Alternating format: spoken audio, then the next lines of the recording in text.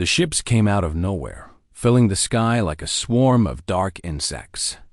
There were so many of them that they blocked out the sun over entire continents. People around the world stopped what they were doing and looked up. Some screamed. Some prayed. Most just stood in silence, watching the end of everything they knew. The hegemony of 7 stars had arrived. Ambassador Adara Okonkwo was 63 years old when she received the call that would change human history. She had spent her life studying conflict resolution, working in war zones, negotiating peace treaties between nations that had hated each other for centuries. None of that had prepared her for this. "They want to talk," the Secretary General told her, his face gray with fear on the video screen. "They specifically asked for a representative of our species. You're the best we have, Adara." "I'm sorry." She was not sorry. She was terrified, yes, but beneath the terror was something else. Something her grandmother had given her long ago, along with stories of ancestors who had survived things that should have killed them. Her grandmother called it the quiet fire. It burned low, but it never went out. The hegemony's command ship was the size of a small moon. Adara's shuttle approached it like a fly approaching a mountain. Inside, she was led through corridors that seemed designed to make visitors feel small and weak. The walls were lined with displays showing conquered worlds. Hundreds of them, thousands. Each one represented a species that had surrendered to the hegemony and been absorbed into its vast empire. The Supreme Arbiter was waiting for her in a chamber so large that clouds formed near its ceiling. He was tall and thin, with gray skin that seemed to shift like smoke. His eyes were black and empty, like holes in the fabric of reality. When he spoke, his voice came from everywhere at once. "You are the voice of your species," he said. It was not a question. "I am," Adara replied. Her voice was steady. She had faced warlords and dictators. She could face this. "Then you will hear our terms." The Arbiter waved one long hand, and images appeared in the air around them. Human cities, human farms, human children playing in parks. "Your species is primitive but useful. Your planet is rich in resources we require. You will surrender all governmental authority to the hegemony. Your people will serve where we direct them. Those who resist will be eliminated. Those who comply will be permitted to exist." Adara said nothing for a long moment. She was thinking of her grandmother again, of stories about ships that had come to Africa long ago, carrying chains, of ancestors who had been given similar choices. Surrender or die. Serve or be destroyed. And if we refuse, she asked. The Arbiter made a sound that might have been laughter. 400 species have faced this choice. All have surrendered within hours of our arrival. Your technology is centuries behind ours. Your weapons cannot harm our ships. Your population is concentrated in vulnerable cities. Resistance is not merely futile. It is mathematically impossible. He was right about the mathematics. Adara knew that. Human military leaders had already run the calculations. The hegemony's fleet could glass every major city on Earth in less than an hour. There was nothing humanity could do to stop them. And yet, "I request 1 day before we give our formal response," Adara said. 24 hours. To prepare our people for the transition. The Arbiter studied her with those empty black eyes. "You seek time to organize resistance. It will not matter. Your species lacks the capacity to threaten us. Then what harm is there in granting my request?" Another sound that might have been laughter. "Very well. 1 rotation of your planet. Then you will surrender, or you will burn." Adara returned to Earth as the sun was setting over Nigeria. She had 24 hours to do something that had never been done before. She had to remind 7 billion people who they really were. The message went out within the hour. transmitted on every frequency, displayed on every screen, announced in every language. It was simple because simple things are hard to forget. Open the archives, the message said. Remember, the archives were not a building or a database. They were something older and stranger. They were the collected memory of the human species. Every story ever told, every war ever fought, every defeat ever suffered, and every victory ever won. They existed in libraries and museums, yes, but also in songs and paintings and stories passed down from grandparent to grandchild. They were tattooed on skin and carved into stone and whispered in the dark when the world seemed hopeless. In Lagos and London, in Beijing and Boston, in small villages and massive cities, people began to remember. An old man in Warsaw told his grandchildren about his grandmother, who had survived the ghetto. He showed them pictures of the resistance fighters who had held out for 27 days against impossible odds. They knew they would die, he said. They fought anyway, because some things matter more than survival. In Vietnam, a history teacher gathered her students and told them about the tunnels of Chi, about farmers who had fought the greatest military power on earth and won, about patience and sacrifice and the power of people who refused to break. In Kenya, elders recited the story of the Momo uprising. In Ireland, pubs filled with songs about rebellion. In India, families gathered around screens showing footage of Gandhi's Salt March, of millions of people walking peacefully into the teeth of an empire until that empire choked on their sheer numbers. In America, in Russia, in China and Brazil, and 1,000 other places, people remembered. They remembered slavery and concentration camps. They remembered colonization and genocide. They remembered every time in human history when powerful forces had demanded surrender. And they remembered what happened next. Some of their ancestors had surrendered. Many had died. But humanity had survived. Again and again, against all odds, humanity had survived. By dawn, something had changed. The fear was still there. People still looked up at the dark ships filling their sky and felt the cold weight of despair. But beneath the fear, something else was stirring. The quiet fire that Adaura's grandmother had spoken of. The flame that could not be extinguished. When Adaura returned to the Hegemony command ship, she was not alone. Representatives from every nation on Earth stood behind her. Their faces were calm. Their eyes were clear. The Arbiter looked at them with something that might have been curiosity. "You have prepared your people for surrender?" Adaura smiled. It was not a happy smile. It was the smile of someone who had seen the worst of human history and understood that sometimes the worst was not the end. "No," she said. "We have prepared them to fight." The Arbiter was silent for a long moment. Then he made that sound again, the one that was almost like laughter. "You will regret this decision." "Perhaps," Adaura said, "but we will remember making it. And we will make sure our children remember too. That is something your 400 conquered species cannot say. The war had begun. The first 3 months were a slaughter. Hegemony. Forces descended on Earth's major cities with weapons humanity could barely understand. Plasma burned through steel like paper.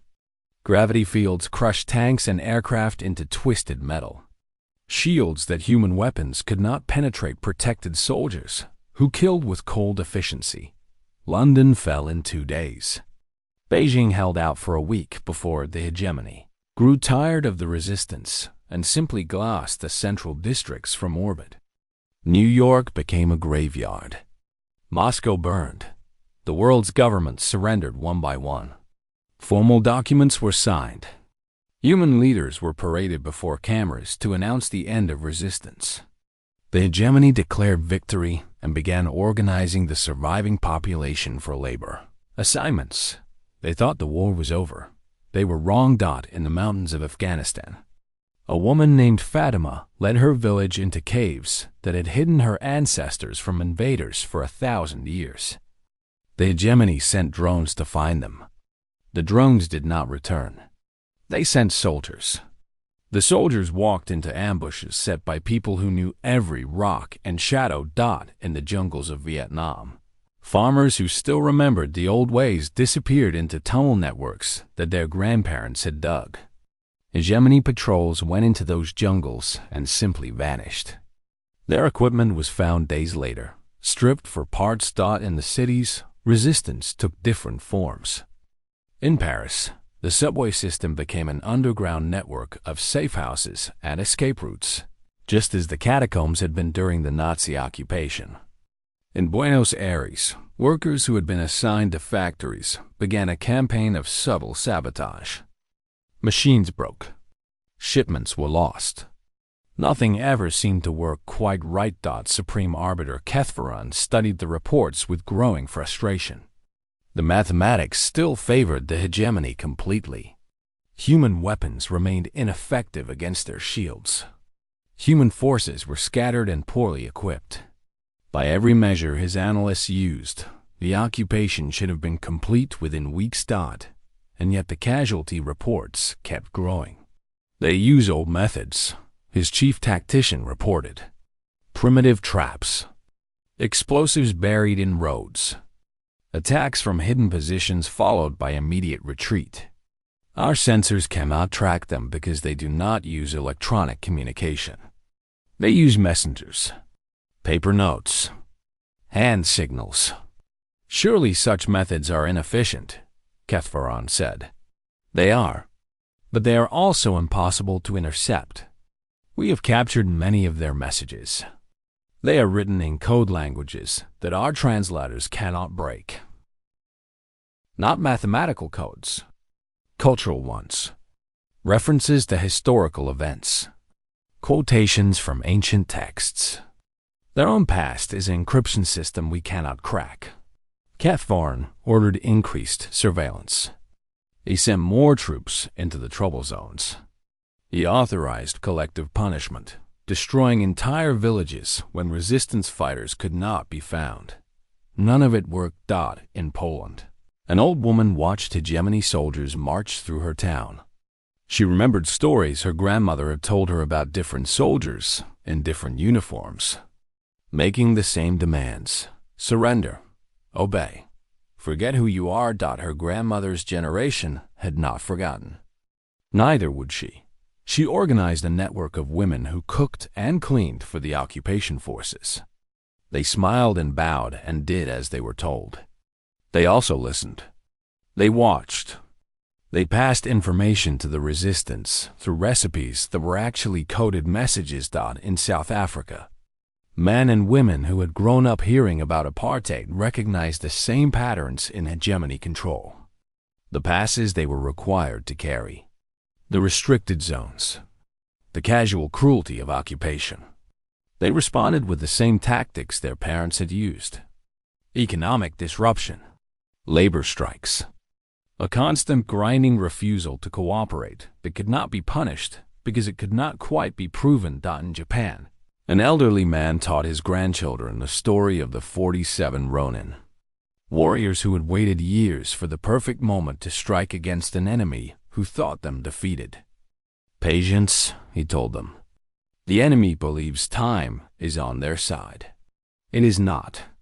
Time belongs to those who remember how to wait. 2 years into the occupation, Kethvaron summoned Daura Okonkwo to his command ship. She had been in hiding since the fall of the formal governments, but she allowed herself to be captured. She wanted to see the Arbiter's face. He looked older somehow, tired in a way that his species probably should not be capable of showing. Your people continue to resist, he said. Explain this to me. You cannot win. You must know you cannot win. Why do you persist? Adara sat in the chair they had provided for her. She was thin now, worn by months of living in basements and caves. But her eyes were still clear. Have you ever heard of the siege of Masada? She asked. No. Nearly 2,000 years ago, a group of my ancestors held a fortress against the Roman Empire, the greatest military power of their age. They held it for months, even though they knew they could not win. When the Romans finally broke through, they found that the defenders had chosen death rather than surrender. Kethvaran made a dismissive gesture. Pointless sacrifice. Perhaps. But we still tell the story. Every child of their people knows it. It has inspired countless others to resist when resistance seemed hopeless. That is the thing about memory, Arbiter. A story that should have died 2,000 years ago is still causing you problems today. She leaned forward. That is what you do not understand about us. You have conquered 400 species. You probably erased their histories, yes? Made them forget who they were before you came. That is what empires do. But you cannot do that to us. We have been writing things down for 6,000 years. We have been telling stories around fires for longer than that. You cannot burn all our books. You cannot kill all our grandmothers. You cannot make us forget. Kethvaran stared at her for a long moment. Then we will kill you all. Adara smiled. Others have tried. We are still here. By the third year, something strange began to happen. Reports reached Kethvaran of resistance movements on other occupied worlds. Species that had been compliant for centuries were suddenly causing problems. Sabotage, protests, small acts of defiance that added up to something much larger. His analysts traced the source of the change. Human prisoners who had been sent to work on other worlds had been telling stories, teaching other species about figures like Spartacus and Toussaint Louverture, sharing the tactics of Gandhi and Mandela. Teaching them to remember. They are infecting the empire with their history, his chief advisor warned. Every world they touch begins to change. They are more dangerous than we imagined. Kethvaran ordered the complete isolation of human populations. No more prisoners would be sent off-world. Human communication would be entirely controlled, but it was already too late. The stories had spread.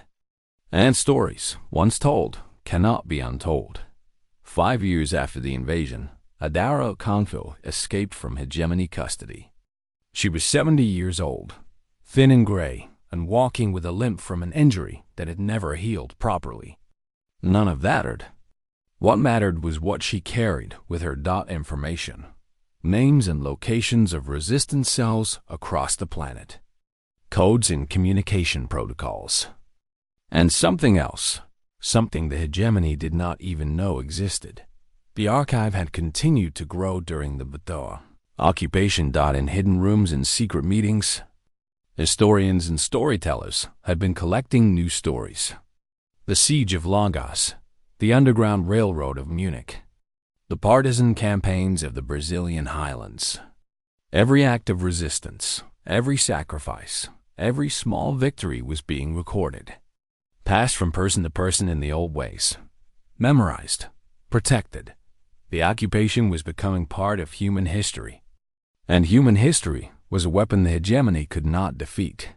Adara made her way to the Swiss mountains, to a network of bunkers that had been built during the Cold War and forgotten. Inside, she found what remained of humanity's leadership. Not the collaborators who smiled for hegemony cameras. The real leaders. The ones who had never stopped fighting. The hegemony is weakening, she told them. Not on Earth. Here, they are still strong. But across the empire, cracks are forming. Species that were silent for centuries are starting to ask questions, starting to remember things their conquerors tried to make them forget. A general from what used to be Nigeria shook his head. Even if that is true, we cannot defeat them here. Our weapons still cannot penetrate their shields. Our forces are scattered and poorly supplied. We have been fighting for 5 years, and we are no closer to liberation. We do not need to defeat them, Adara said. We need to outlast them. And we need to spread what we know. She explained the plan. It was simple, as all good plans were. Humanity would continue to resist on Earth, tying down hegemony forces, bleeding them slowly. But at the same time, they would find ways to reach other species, to share their knowledge, to teach them how to remember. We have something no other species in their empire has, Adara said. An unbroken chain of memory stretching back thousands of years. We know how empires fall. We have watched it happen again and again. And we have recorded every detail. That knowledge is more valuable than any weapon. The plan took years to implement. It required smuggling messages off-world through stolen communication devices. It required finding sympathetic members of other species who were willing to listen. It required patience and sacrifice and a willingness to die for a future that none of them would live to see. But humans had done such things before Dot by the 10th year of the occupation. The hegemony was facing problems on 17 different worlds. Species that had been quiet for centuries were suddenly restless. Labor productivity was falling. Sabotage was increasing. And everywhere the analysts looked, they found the same pattern. Human ideas, human tactics, human stories spreading like a virus through populations that should have forgotten how to resist. Cathvorin was no longer supreme arbiter. He had been removed after the first wave of unrest, replaced by a harder, colder leader named Sectoron. But the new arbiter faced the same problems, and none of his solutions worked. He tried isolating human populations completely. The stories spread anyway, carried by species who had already heard them, and wanted to share them with others. He tried destroying every record of human history he could find. He discovered what humans had learned long ago. You cannot destroy a story that lives in human memory. You cannot burn a song. You cannot execute a legend. He tried wiping out human populations entirely. This proved more difficult than expected. Humans were very good at hiding, at surviving, at enduring. They had been practicing for thousands of years. On the 50th anniversary of the invasion, a group of representatives from 37 species requested a meeting with the hegemony leadership. This was unprecedented. Conquered species did not make requests. They did not organize. They did not speak with one voice. "We wish to discuss terms," the spokesperson said. She was from a species called Devor, who had been conquered so long ago that they had no memory of freedom. But she had been listening to human stories. She had learned about something called negotiation, something called rights, something called dignity. "There are no terms to discuss," Sectoron replied. "You are subjects of the hegemony. You will obey." The Vor woman smiled. It was an expression her species had forgotten how to make until the humans taught them. "We do not think we will," she said. "You see, we have been learning about labor strikes, about civil disobedience, about the many ways people have resisted tyranny throughout human history. Did you know that humans once overthrew a king simply by refusing to pay taxes? They called it a revolution." She leaned forward. "There are 43 billion of us across your empire. We build your ships. We grow your food. We maintain your systems. And we have decided to remember who we were before you came." The uprising that followed was not quick or easy. Empires do not fall in a day. But the hegemony had made a fatal mistake. They had assumed the conquered species would stay conquered forever. They had not understood that memory could be taught, that stories could spread, that the fire that burned in human hearts could light flames in others. On Earth, humans watched the empire crumble. They did not celebrate. They remembered too much history for easy celebrations. They knew that what came next would be difficult. Building something new always was, but they also knew something else. Something that Adara, a Konkuo, now 80 years old and still fighting, told her grandchildren on the day the last hegemony ship left Earth orbit. "We won because we remembered," she said. "Never forget that. Never let anyone take your stories from you. They are worth more than all the weapons in the universe." She died 3 years later, peacefully, surrounded by family. Her funeral was attended by representatives of species from across the galaxy. All of them brought stories to share. The archive continued to grow. 50 years after the liberation, a child named Kofi sat in a classroom on the fourth moon of a world that had no human name. He was 11 years old, dark-skinned and bright-eyed, descended from ancestors who had survived slavery and colonization and the hegemony occupation.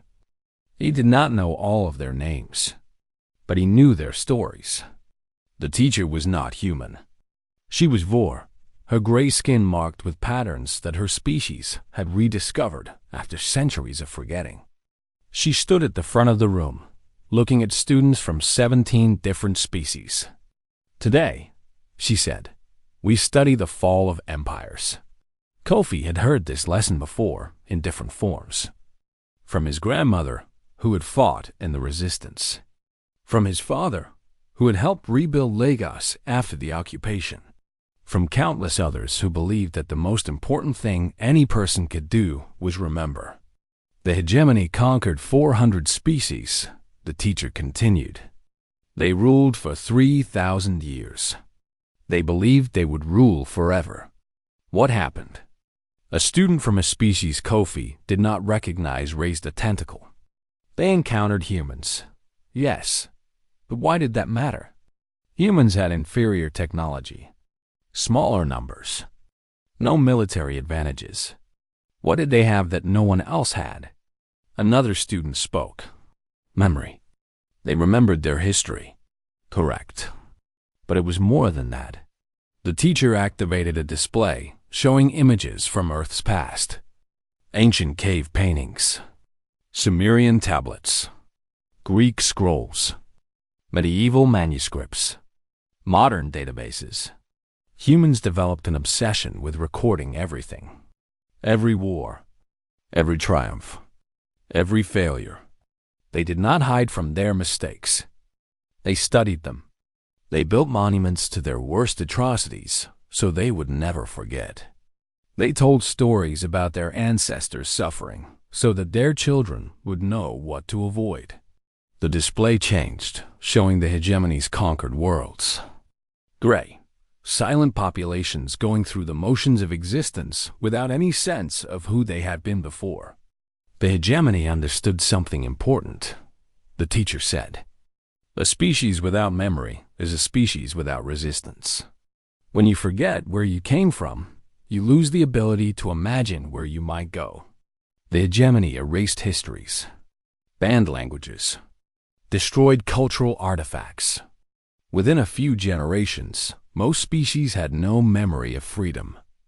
They could not imagine fighting for something they could not remember having. She looked at Kofi. But humans were different. Tell us why. Kofi stood. He had been preparing for this moment his whole life. Because we never stopped telling stories, he said. Even when they tried to silence us. Even when they burned our books and killed our elders. We memorized what we could. We hid what we could. We passed things down in songs and recipes and games. We made remembering a way of life. And what did you do with those memories? We shared them. When we met other species who had forgotten how to fight, we taught them. We told them stories about Spartacus and Harriet Tubman and Gandhi and Mandela. We showed them that resistance was possible, that empires could fall, that people who seemed powerless could change the world. The teacher nodded. And that is why we study history. Not to live in the past, but to carry it with us, to learn from it, to make sure that what happened never happens again. After class, Kofi walked through the station where his family had lived since his father was assigned to help rebuild relationships between species. The corridors were filled with beings of every shape and size. Many of them wore patterns or symbols that represented their rediscovered histories. The Vor had developed a written language again. The Keth had rebuilt their religious traditions. Species that had been silent for millennia were learning to sing. He found his grandmother in the garden dome, tending plants that had been brought from Earth. She was over 100 years old now, kept alive by medical technology that the hegemony had once reserved for itself. She looked up as he approached. "How was school?" "Good. We studied the fall of empires." She smiled. It was the same smile Adara Okonkwo had worn when facing the Arbiter. Kofi had seen pictures. The family resemblance was strong. "Sit with me," she said. "I want to tell you a story." Kofi sat. He had heard thousands of stories from his grandmother. He would hear thousands more before she was gone. That was how it worked. That was how it had always worked. "When I was young," she began, "my grandmother told me about her grandmother, who had been a slave. She was taken from her home and put on a ship and carried across an ocean to a place where they tried to make her forget who she was. They gave her a new name. They forbade her language. They separated families and mixed tribes and did everything they could to break the chains of memory." She paused, looking at the earth plants growing in alien soil. But they failed, because every night, in the quarters where they forced our people to live, the old ones would whisper stories. They would teach words from the old language. They would pass down recipes and songs and the names of ancestors. It was dangerous. If they were caught, they would be beaten or killed. They did it anyway, because they understood that as long as we remembered, we could never truly be slaves. Kofi nodded. He knew this story, but he listened anyway, because listening was part of remembering. "That is what we gave to the galaxy," his grandmother said. "Not weapons, not technology. The understanding that memory is power, that your history is your identity, that a people who know where they came from cannot be truly conquered." She took his hand. Her skin was thin and papery, but her grip was still strong. "The hegemony is gone now, but other threats will come. They always do. That is what history teaches us. There will always be those who want to dominate, to control, to make others forget. And we will always have to resist, not just with weapons, with memory, with stories, with the simple act of refusing to forget." She smiled again. "So pay attention in class. Learn the stories. And when you are all like me, pass them on. That is how we won. That is how we will keep winning. That is what it means to be human." Kofi stayed with her until the artificial sun began to set over the garden dome. Then he went home and wrote down everything she had told him, just as humans have been doing for thousands of years, just as they would keep doing for thousands more. The archive continued to grow. In rooms and schools and homes across the galaxy, species that had once forgotten were learning to remember. They built monuments to their own histories. They taught their children the names of their ancestors. They told stories around fires and at dinner tables and in the quiet moments before sleep. And somewhere in the darkness between stars, a new empire was rising. Its leaders looked at the galaxy and saw weakness to be exploited, species to be conquered, worlds to be controlled. They did not know about the archive.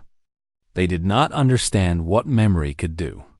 They had never heard of a species that had learned, through centuries of suffering, that the most powerful force in the universe was the simple refusal to forget.